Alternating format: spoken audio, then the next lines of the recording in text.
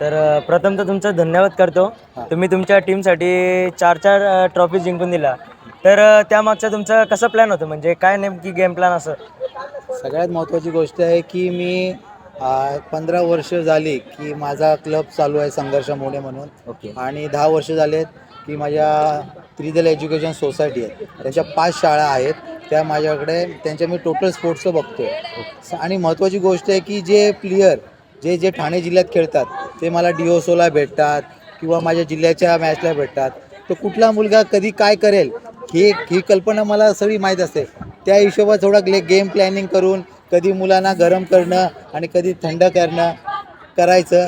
आणि सगळ्यात महत्त्वाची गोष्ट की मेहनत सातत्य असल्याशिवाय यश भेटत नाही.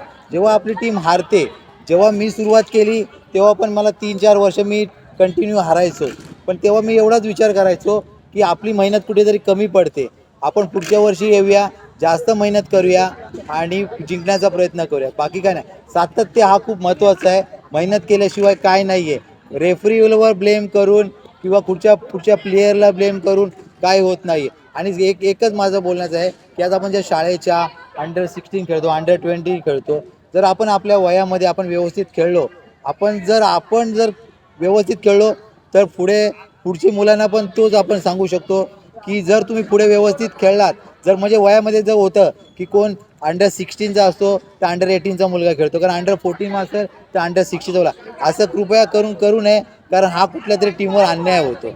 ओके. आणि माझं बोलायचं एवढंच आहे, सातत्य ठेवा, यश हे तुमच्या माझ्या जसं लागलं आहे तसं तुम्हाला, आणि मला अजून खूप पुढे जायचं आहे. आणि सगळ्यात महत्त्वाची मी सांगत राहतो, पण माझ्या मुलांची मेहनत आहे, तो अभ्यास पण करतात आणि सरावला पण येतात आणि मार लागून पण ते कंटिन्यू प्रॅक्टिसमध्ये असतात. ओके. तुम्हाला अजून एक प्रश्न विचारत आहे की 2 मॅच झाला, आम्ही तुम्हाला 2 मॅचमध्ये कोचिंग करताना बघितलं. जेव्हा असं सिच्युएशन होतं की दोन्ही मॅचमध्ये तुम्ही 5-5 रेटच्या सिच्युएशनमध्ये, त्या सिच्युएशनमध्ये तुम्ही तुमच्या टीमला जिंकून दिलं, तर ते कसं शक्य झालं?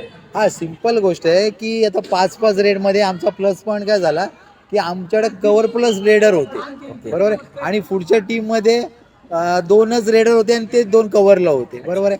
5 रेड म्हणजे ते 2 रेडर, जर आम्ही त्यांना एक पॉईंट दिला आणि आम्हाला एवढं माहीत होतं की आम्हाला प्लस पॉईंट म्हणजे बोनस प्लस पॉईंट भेटणार आहे, त्यामुळे आम्ही आमचं जिंकणं.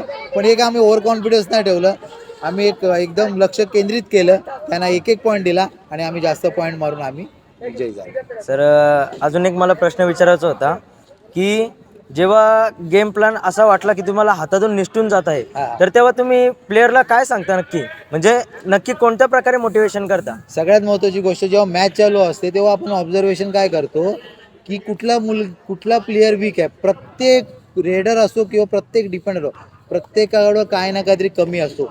त्या कमीमध्ये आणि कधी कधी प्लेयर गरम असतो जास्त, मग त्याला गरम करून मारायचा कसं. जो प्लेयर चांगला चालतोय त्या प्लेयरला चॅलेंज करायला कधीच जात नाही, कारण तो दिवस त्याचा असतो. त्यामुळं आपल्याला त्याला न मारता ऑपोजिटवाल्याला मारून हळूहळू त्यांना बसून नंतर शेवटी त्याला मारलं तरच आपण जिंकतो. ओके. आणि एक शेवटचा प्रश्न विचारतो सर. आजच्या जे नवीन खेळाडू आहेत, अंडर-16 असेल, अंडर-14 असेल किंवा कुमारगड किशोरगड असतील, तर त्यांना एक तुम्ही फ्युचरसाठी काय ॲडवाईस कराल?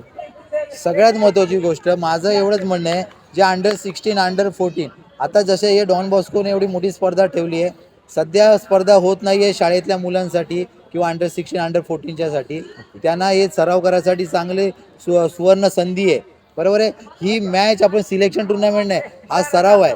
ह्याच्यामध्ये जिंकलं किंवा हारणं हे महत्त्वाचं नाही, आपल्याला खेळायला भेटलं आणि ह्याच्यामध्ये आपण जे पॉईंट मारले किंवा आपण चांगले खेळलो ते विसरून आपण काय कमी पडलो ह्याची उणीव पुढच्या नेक्स्ट मॅचमध्ये ती भरून काढणं, तरच आपल्या ठाणे जिल्ह्यातले चांगल्यात चांगले जास्त प्लेयर ठाणे जिल्ह्यात, महाराष्ट्रात आणि आपल्या देशामध्ये चांगले प्लेयर तयार होतील.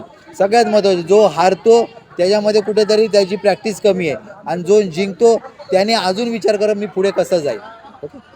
Thank you sir. ओके. तुमचं तुम्ही अमूल्य वेळ आम्हाला दिला त्याबद्दल नक्कीच थँक्यू. ओके. पुन्हा भेटू. ओके. ओके.